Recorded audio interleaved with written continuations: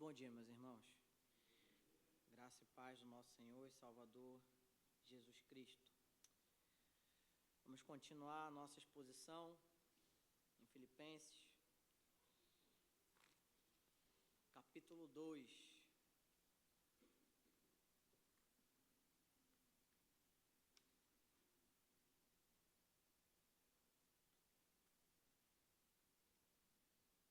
Hoje é do verso 5 ao verso 11. Minha intenção hoje é tentar aplicar o máximo que eu puder no tempo que nós temos. O sermão da manhã é um sermão um pouco mais curto, é uma reflexão mais curta. Esse texto demanda muita atenção. Então eu, de alguma forma, vou resumir e ir para as aplicações. Eu tenho esse livro aqui nas minhas mãos. É um livro sobre cristologia. O autor considera muitas páginas aqui acerca dessa passagem que nós vamos ler. Mas o sermão não é um comentário exegético. O sermão é para a edificação da igreja. Temos muito o que falar, mas a minha intenção é trazer a mensagem que o apóstolo Paulo quer que a igreja entenda. Filipenses 2, verso 5, diz assim: seja a atitude de vocês a mesma de Cristo Jesus, que embora sendo Deus, não considerou que o ser igual a Deus era algo a que devia pegar-se, mas esvaziou-se a si mesmo, vindo a ser servo, tornando-se semelhante aos homens, e sendo encontrado em forma humana, humilhou-se a si mesmo, e foi obediente até a morte e morte de cruz. Por isso, Deus o exaltou à mais alta posição, e lhe deu um nome que está acima de todo nome, para que ao nome de Jesus se dobre todo o joelho, nos céus, na terra e debaixo da terra, e toda língua confesse que Jesus Cristo é o Senhor, para a glória de Deus Pai. Vamos orar? Pai amado, estamos diante de um texto muito belo e rico. Temos ouro aqui diante de nós, Senhor. Use a minha língua, livra-me de mim mesmo, livra minha boca da heresia. Toma posse do teu servo agora, Pai. Passeia pela igreja, sondando os corações e aplicando a tua palavra. É o que eu te peço, em nome de Jesus. Amém.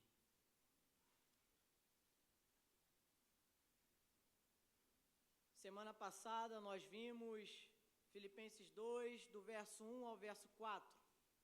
E ali eu falei que a luta da igreja agora não é contra o mundo e Satanás. A luta da igreja agora não é contra o mundo nem o diabo, mas é no coração dos irmãos. É uma luta que é travada internamente no coração de cada cristão. O que está aqui na igreja é o orgulho, é a vaidade, é o egoísmo. É isso que está assolando o coração daqueles irmãos agora. A divisão na igreja. É aqui que o apóstolo Paulo quer combater e fazer com que a igreja entenda que a igreja tem que caminhar em unidade. A igreja tem que caminhar unida em comunhão. Assim como provavelmente muitos de vocês já viram em algum filme, eu posso citar aqui os 300 de Esparta. Aquela formação do exército bem unida, acoplada ali, que vence sim as outras guerras, os outros inimigos. Aqui é o lema do apóstolo Paulo, que a igreja diante dos inimigos esteja muito unida. E só existe uma forma da igreja caminhar unida, é pela obra de Cristo. Nós já vimos isso no versículo 1, a respeito do consolo, do encorajamento, de que todas aquelas experiências no verso 1 está atrelado a bênçãos espirituais da salvação. E aí então o apóstolo Paulo introduz lá no verso 3 a humildade. E aqui agora então o apóstolo Paulo vai tratar do maior exemplo de humildade. Ele vai usar um cântico para a igreja e vai aplicar esse cântico à igreja. Uma pergunta que eu tenho para nós aqui hoje é, pesquisando vários vídeos, comentários acerca de igreja e olhando para esse texto, muitas e muitas reclamações acerca da igreja, a pergunta que eu quero fazer para o nosso coração hoje é: por que você está na igreja? Por que você está aqui hoje? Quais são as motivações do seu coração para estar congregando em uma igreja? A batalha travada no coração, só um pode travar por nós. É o poder e a obra de Cristo. Deixa eu tentar ilustrar de forma simples aqui para os irmãos como é que está se dando isso aqui. Você já deve ter percebido que nos louvores, especialmente à noite, tem irmãos que eles não conseguem cantar e bater palma ao mesmo tempo. Tem irmão que ele entra em descompasso. Ou ele canta, ou ele bate palma. Ou ele bate palma, ou ele canta. Tem gente assim. Só que parece que a palma desse irmão, que é descompassada, que é fora da harmonia da igreja, parece que a palma desse irmão é maior do que toda a igreja junta. Se você está de olho fechado, louvando, você até abre o olho para ver quem é o irmão. Você repara que é o irmão, é notório. Eu estou dando um exemplo muito simples, para que você entenda que é assim também a desunião na igreja. Só que toma proporções maiores, porque é um pecado que está no nosso coração. É o orgulho, é a vaidade, é o individualismo, é o egoísmo. Há um descompasso,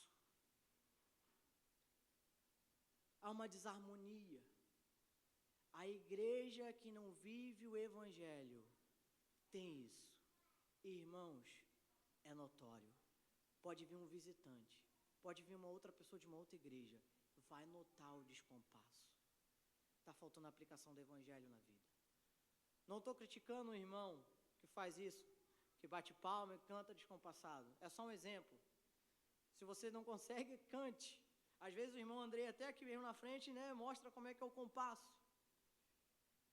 Eu quero caminhar com você por esse texto, de forma rápida e breve. Olhe comigo o texto bíblico. Seja a atitude de vocês. A palavra atitude aqui já daria muito tempo para nós falarmos, é a palavra phronesis. Mas Paulo nos pressiona a não olharmos a nossa performance. Seja a atitude de vocês a mesma de Cristo Jesus. E os nossos olhos agora, a partir de agora, é focado somente e somente em Cristo.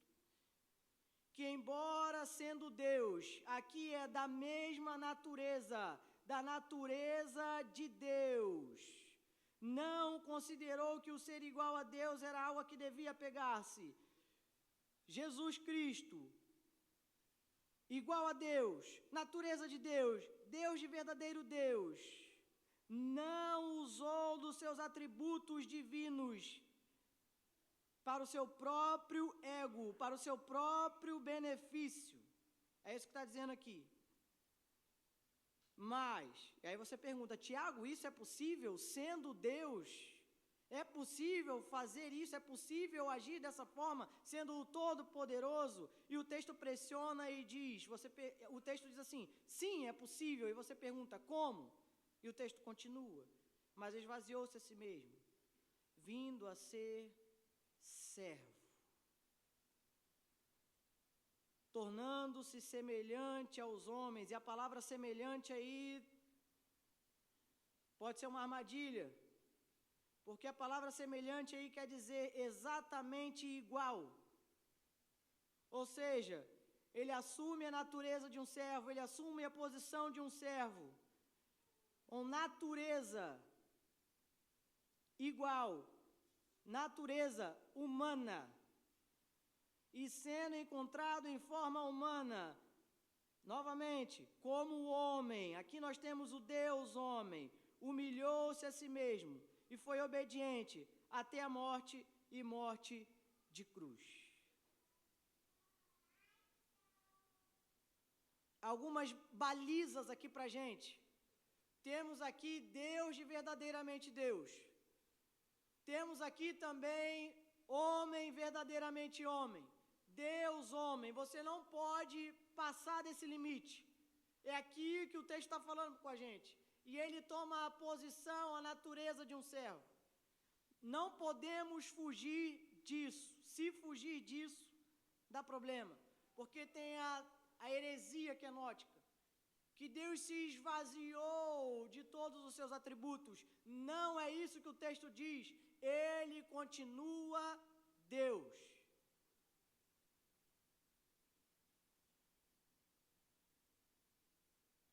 Vamos evoluir mais um pouco.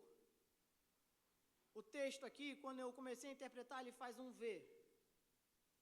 O V tem uma ponta, né? Uma ponta aqui e uma ponta aqui. O texto vai começar aqui, de alguma forma, esse hino falando sobre a pré-existência, ou aquilo do qual Jesus vive na eternidade passada, ou de eternidade a eternidade, Ele é Senhor. É isso que o texto começa a nos dizer. E então Ele deixa a sua glória. E alguns acham que a humilhação, o sofrimento de Cristo é na cruz, mas não é. Começa na encarnação. O Verbo se fez carne, habitou entre nós. E então ele é o servo sofredor, que caminha de forma obedientemente voluntária ao Pai, até a morte e morte de cruz. Chegamos numa ponta da descida do V. E aí então o texto vai fazer agora a subida, que é a exaltação e a glorificação do nosso Senhor. Aí agora então muda o protagonista. Do verso 9 ao verso 11, Deus o Pai é o protagonista da cena e Cristo é o destinatário. Só que quando você vai ler lá o verso 9, está assim, por isso. E você acha que é uma recompensa, é um mérito de Jesus depois de ele ter morrido na cruz. Mas não é isso também que o texto quer dizer. O texto quer dizer que o Senhor, Deus o Pai, está devolvendo a glória ao Senhor Jesus de tudo aquilo que ele já tinha. Então a ponta do V é igual. E essa subida é o Senhor, Deus o Pai, devolvendo tudo aquilo que já pertence a Cristo.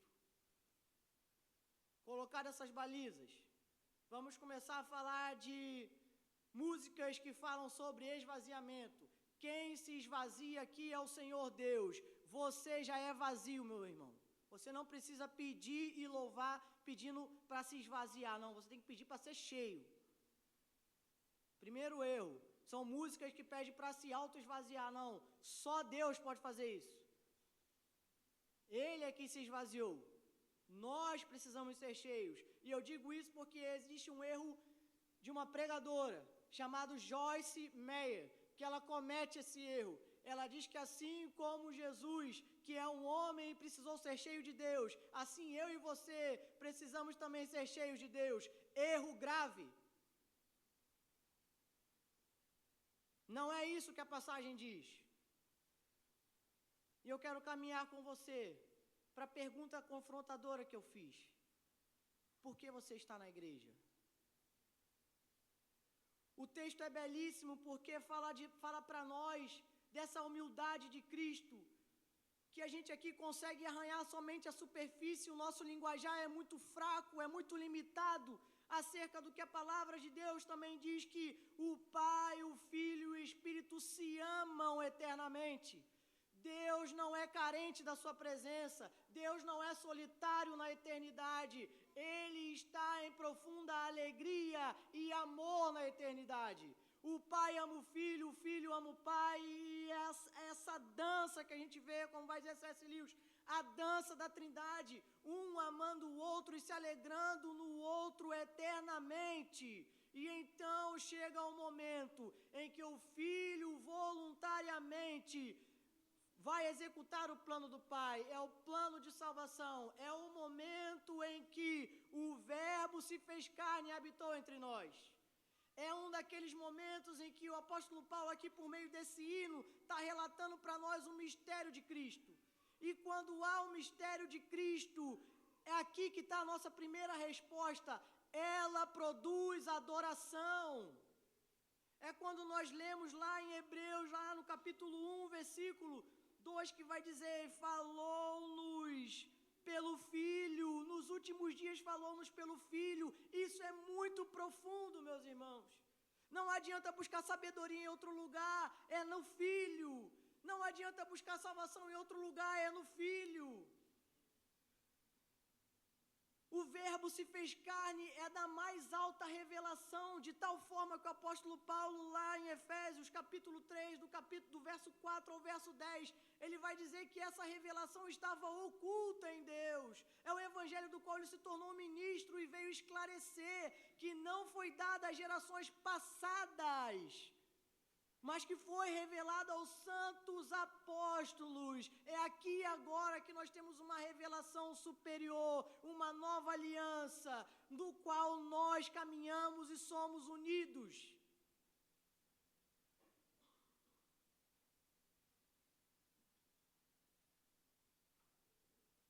É por isso que quando você vai lá para os relatos de Lucas, você vê que os anjos adoram.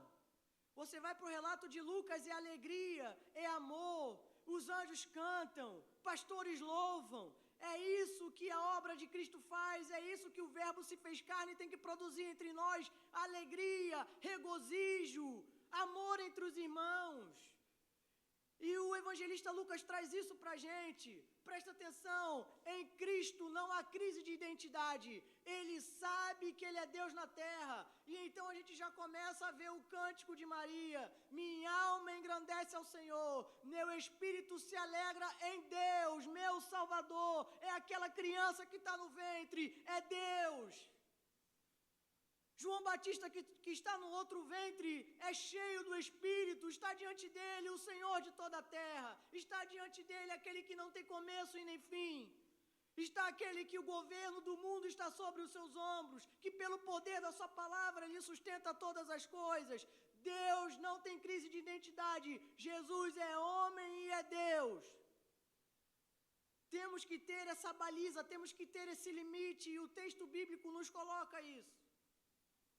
E aqui é o motivo da nossa adoração, assim como nós vemos lá. E aqui a primeira resposta, porque eu e você estamos aqui hoje para adorar o nosso Salvador. Só que aí vem a tentação, irmãos. Aí vem a tentação, aí vem o diabo, lá no deserto, e fala assim, Jesus, se és filho de Deus, transforma essas pedras em pães. Usa o teu poder para o teu benefício próprio, Jesus. Usa, vai. Só que Jesus, como eu já disse, irmãos, ele sabe que ele é o Filho de Deus. A cena anterior é a do batismo. A cena anterior do batismo, o céu se abre e vem a voz de Deus e diz, este é o meu Filho amado em quem me comprazo. Este é meu Filho amado em quem tenho todo o meu prazer. Este é o meu Filho amado em quem tenho toda a minha alegria. O Senhor já sabe e o Senhor não usa do seu poder para isso. Ele sabe quando é chegado o tempo dele. Ele dá ordem para a natureza se cala. A tempestade está revolta, ele fala e tudo fica quieto. Tem doença, ele fala e sai fora, fica tudo normal, a saúde é restaurada. Ele discerne o pensamento e os corações dos fariseus e dos mestres da época, e para o paralítico ele diz, teus pecados estão perdoados. Mas quem está olhando para Jesus está vendo o homem.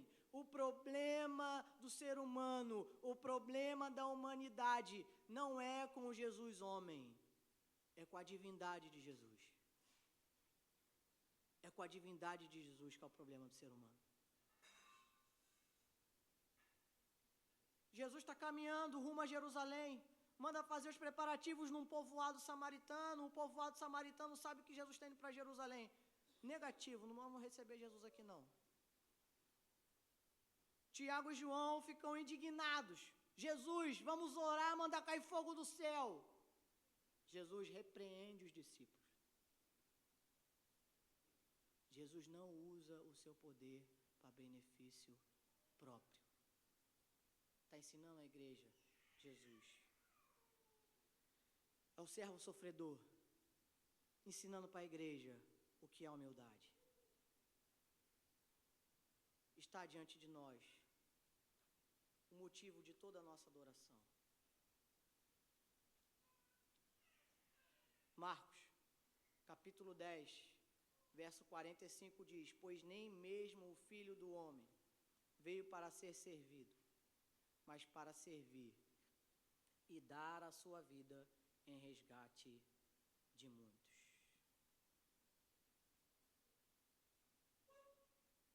Segunda resposta: por que eu e você estamos na igreja? Porque somos servos. Primeira verdade, somos adoradores. Segunda verdade, somos servos. E nós aprendemos isso com o Senhor Jesus. Você quer ser o primeiro no reino, irmão? Seja o que serve. A humildade aqui, em Filipenses, não é aquele nome bonitinho que a gente costuma aliviar para quem é pobre. Já viu? Fulano é pobre, humilde. Não, humildade é uma coisa, pobreza é outra. O conceito de humildade aqui para Paulo é ser servo. Seja servo. Eu já esbocei isso semana passada.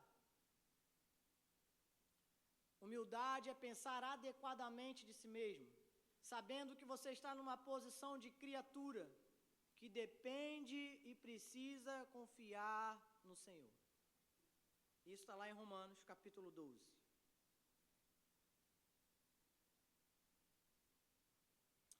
Humildade na época era muito difícil, irmãos, não é como hoje. Humildade, se você falasse humildade na época, a pessoa ia te achar estranha. Humildade é uma virtude cristã. Na época era justamente o contrário. Os reis mostravam o seu orgulho, a sua prepotência, a sua arrogância, afligindo e oprimindo os outros. Aqui no texto a gente vê que Jesus, como servo sofredor, como o eco de Isaías 53, ele que é o afligido, ele que é o oprimido, é ele que vai para a cruz por causa dos nossos pecados.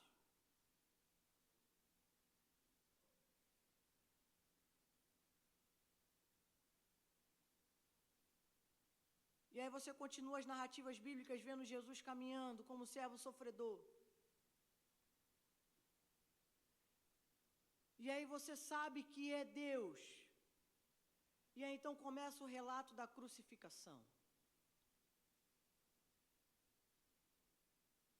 Humilhação. Cospem na cara de Jesus, dão tapa na sua cara, chicotada e mais chicotada. É o rei sobre toda a terra que está ali, é o Deus Todo-Poderoso. Está ali sendo humilhado. E caminha. Precisa um outro segurar a madeira do qual ele vai ser crucificado. E está tomando chicotada. E começam a zombar do próprio Senhor. Começam a rasgar as suas vestes, lançar sortes. Ah, você não é o rei dos judeus? Toma aqui uma coroa de espinhos, e você começa a sangrar. Esse é o Jesus que está indo para a cruz. Esse é o servo obediente que está indo para a cruz. Está caminhando e os homens batendo, e os homens surrando, os homens xingando, os homens fazendo os piores terrores com o Salvador. E ele continua resoluto como uma ovelha muda indo para o matadouro. E ele continua caminhando. E ele continua caminhando, e de um lado, como sempre há na história da igreja, tem o lado dos zombadores, e tem o lado daqueles que estão vendo Jesus crucificado e está dizendo, este é verdadeiramente o Filho de Deus. Mas se existe alguém que está do lado dos zombadores, o próprio Senhor Jesus diz, perdoa, porque não sabem o que fazem. Ainda é o tempo da paciência, ainda é o tempo da bondade para arrependimento no Salvador. Porque vai chegar o dia, esse dia vai chegar, em que a ira será derramada, em que Jesus não virá como um cordeiro mudo, ele vai vir como um leão. Ele caminha em sofrimento até a cruz, é isso que o hino mostra para nós. Ele é o servo sofredor. E agora então nós chegamos ao que Paulo quer ensinar para nós e para a igreja. Irmãos, sejam servos, olhe o exemplo do nosso Senhor Jesus Cristo.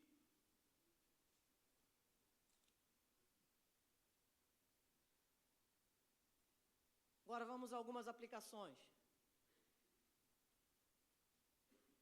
Irmão Tiago, como eu, vamos aplicar primeiramente as mulheres, como eu, mulher, posso servir na igreja?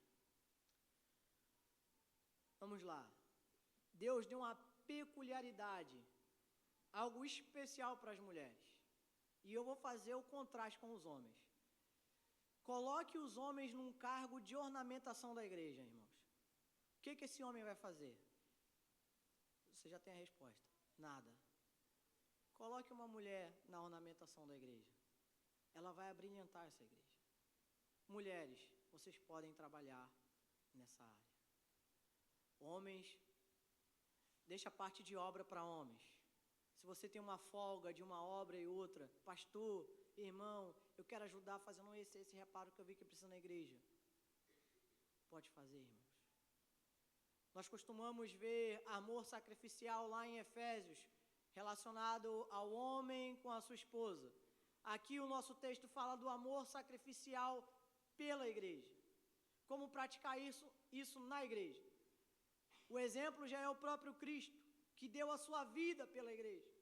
Agora o apóstolo Paulo ensina os irmãos a se desgastarem trabalhando na igreja, de forma unida.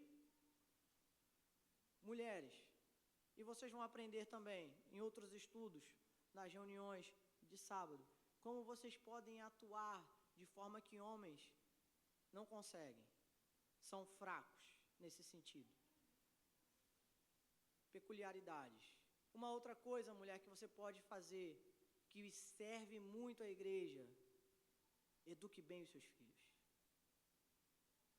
Conte as narrativas para eles. Senta e lê a Bíblia com eles. Eduque bem os seus filhos. Eu estou falando isso, mas não quer dizer que o homem não tem responsabilidade. Estou falando isso porque as mulheres têm mais tempo com os filhos do que os homens. Mulheres, vocês são melhores na cozinha do que os homens. Vocês podem ajudar, servir a igreja também nessa área. Vamos agora aos adolescentes. Eu sou de um período mais antigo, vamos dizer assim. Adolescente, sabe mexer de forma muito melhor do que em celular. Se você se sente impulsionado pelo Senhor a trabalhar na igreja, procure o pessoal da mídia, a liderança da mídia. Procure. Eu quero aprender a tocar. Procure os irmãos do louvor. Eu quero aprender a tocar para servir na igreja. Procure os irmãos da igreja. Vamos servir uns aos outros. Irmão Tiago, você está falando um monte de coisa aí, e eu não sirvo para nada disso. Está algo aqui que todo cristão pode e deve fazer. Mas já que você não se enquadrou em nada disso que eu falei, eu sou dos bastidores, daquele que fica bem quietinho ali. Se dedique à oração de forma intencional e com vigor na intercessão pelos irmãos da igreja. E eu não estou colocando isso como menos importante. Isso é de vital importância. Todo irmão deve fazer. Mas eu também acredito que Deus levanta homens e mulheres para somente interceder pela igreja, pelo púlpito, pelos líderes, pelos departamentos. Spurgeon fazia isso na sua igreja. Homens. Homens. Estava conversando com o Mateus esses dias. Tem homem que tem dificuldade de segurar as sacolas mais pesadas do mercado para sua esposa. Homem, você é servo. Isso não é evangelho, tá? Que eu estou te falando não, tá? Isso é conservadorismo. Ser conservador. Pegar lá o peso pela sua esposa, isso não é evangelho não, isso é conservadorismo. Evangelho, eu faço isso porque alegra ao Senhor e eu faço a minha esposa feliz. Isso é evangelho. É a atitude e a mentalidade igual a de Cristo. Eu faço isso porque alegra ao meu Senhor. Isso é evangelho. Segurar peso, fazer muitas coisas dentro de casa, para às vezes por causa da mulher estar com algum problema de saúde, estar com alguma enfermidade. É isso aí, é evangelho. Eu faço porque alegra ao meu Senhor. Na igreja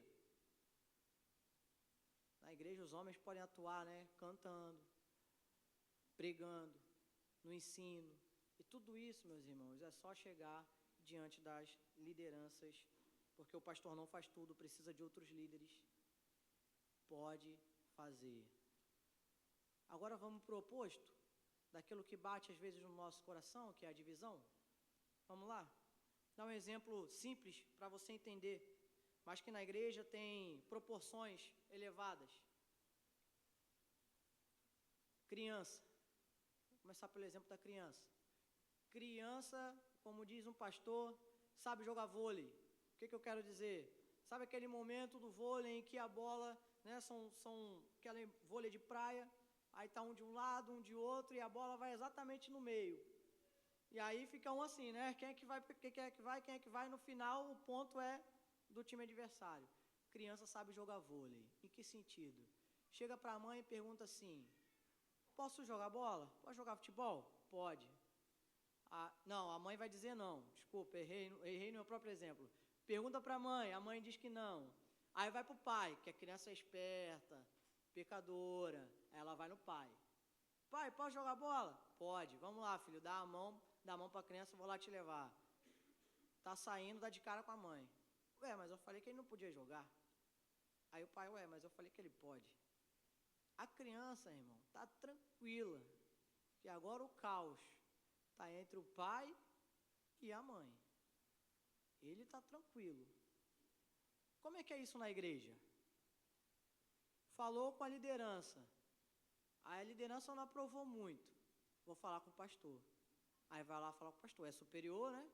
Falou com o pastor autorizou. Aí vai lá no líder e fala: o pastor deixou. Olha o caos.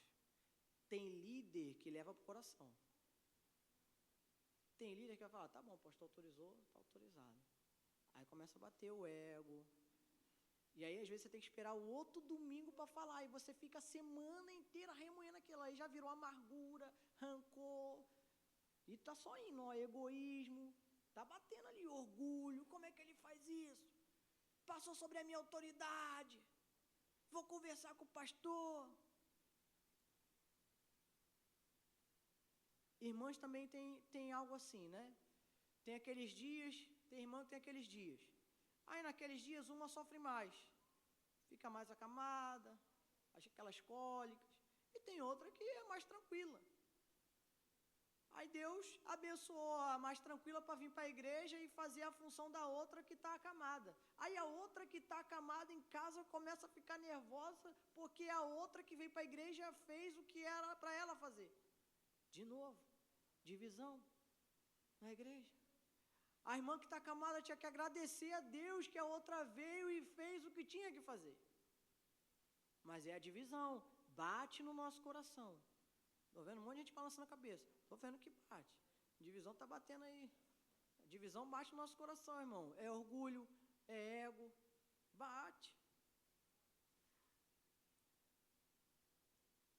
O problema não é sermos diferentes.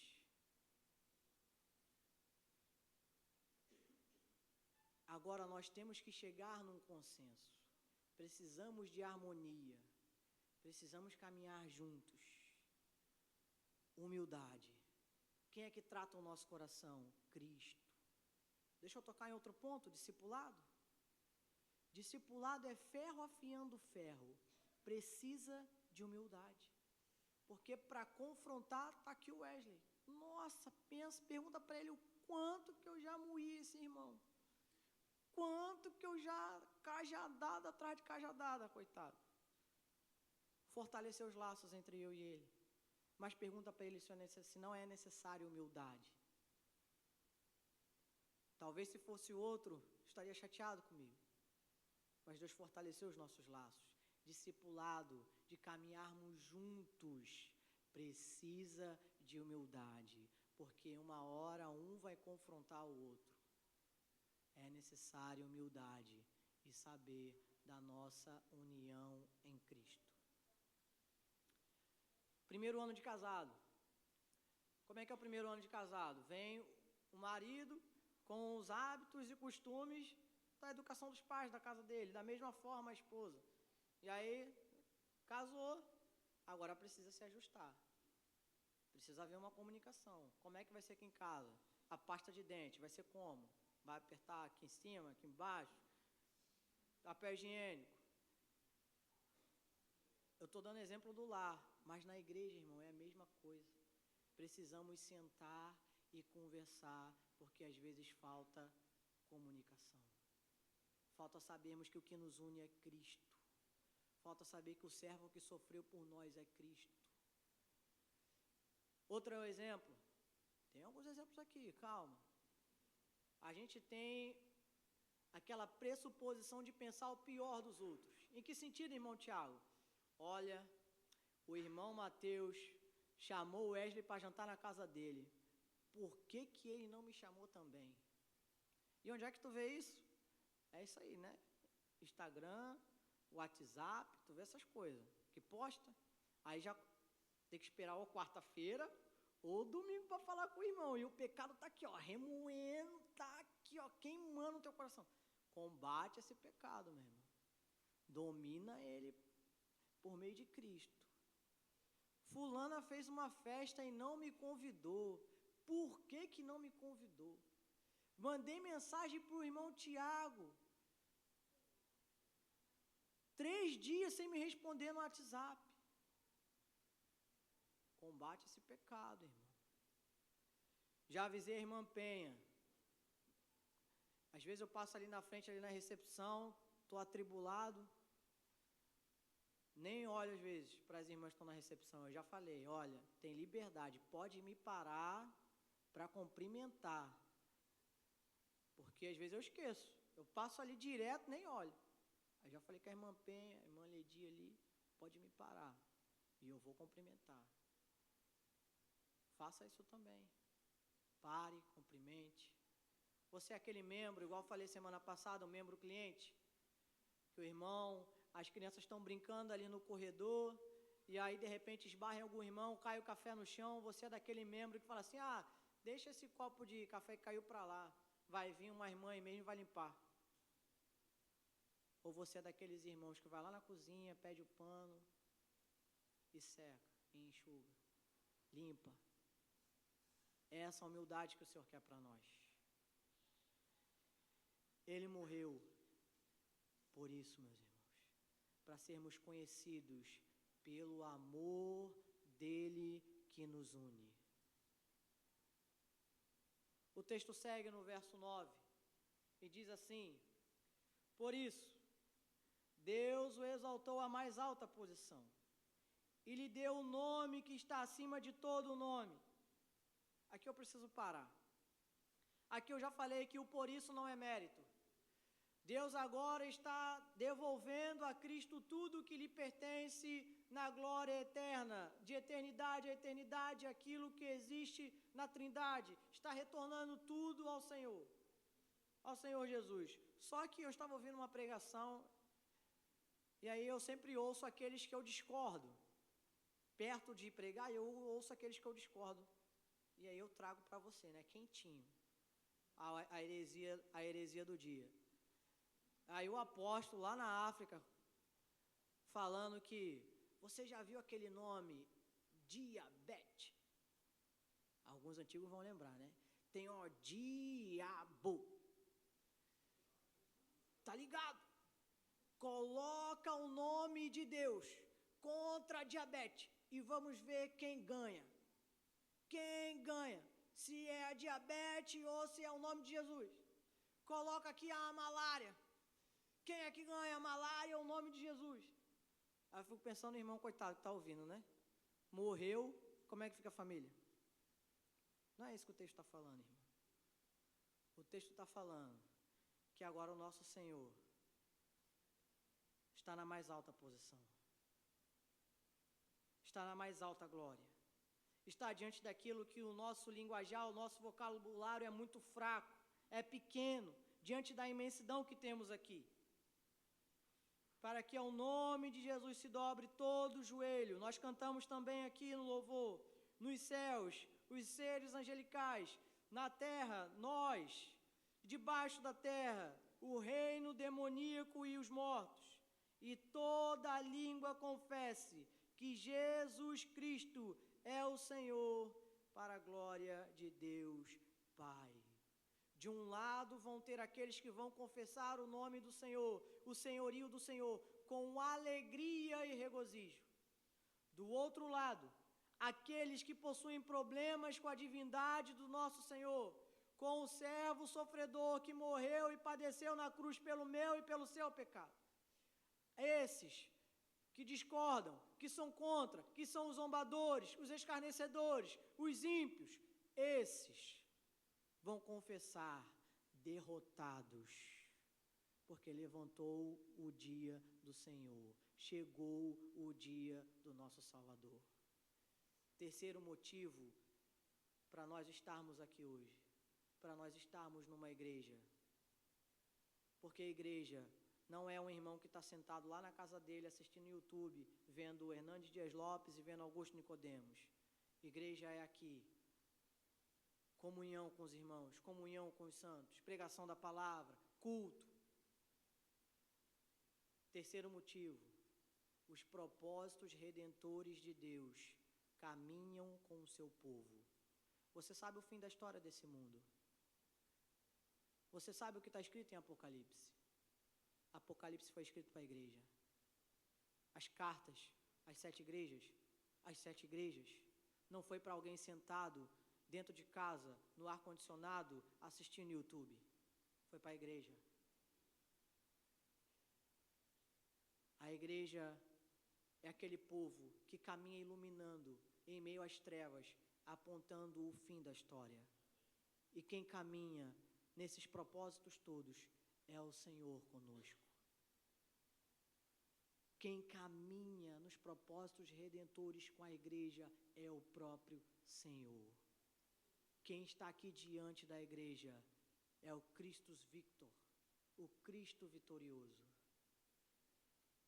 E tudo o que pertence a Ele, pertence a nós também. Tudo o que pertence a Ele, pertence a nós. Esses dias eu estava dando uma aula para os juniores, e eu falei para eles, vocês já pararam para olhar o céu estrelado? Que beleza que é. Aí eles, pela cara, eu vi que não. Eu falei, então faça isso. Olhe para o céu, veja as estrelas, veja a lua, e você em Cristo pode dizer, é tudo nosso. E muito mais, meus irmãos. Somos co-herdeiros com Ele. Temos muito mais em Cristo. Aqui está o nosso consolo, está a nossa esperança. Vamos orar? Pai amado, Nós te agradecemos, Senhor Deus, pela tua palavra. Te pedimos que a divisão passe longe daqui, Pai. Que o orgulho saia daqui. Que o egoísmo fuja dos nossos corações. Agora, se há entre nós, Senhor, irmãos que ainda alimentam o ego, trave essa batalha conosco, Senhor. Vença em nós e por nós. Somos muito fracos, Senhor. E a luta do nosso coração só é vencida em Ti, Senhor. Que o nosso joelho se dobre diante de Ti, em adoração. Que as nossas mãos estendam os braços, para servirmos uns aos outros. Que possamos caminhar como luz nesse mundo, sabendo que os Teus propósitos caminham com a igreja. É o que eu te peço em nome de Jesus.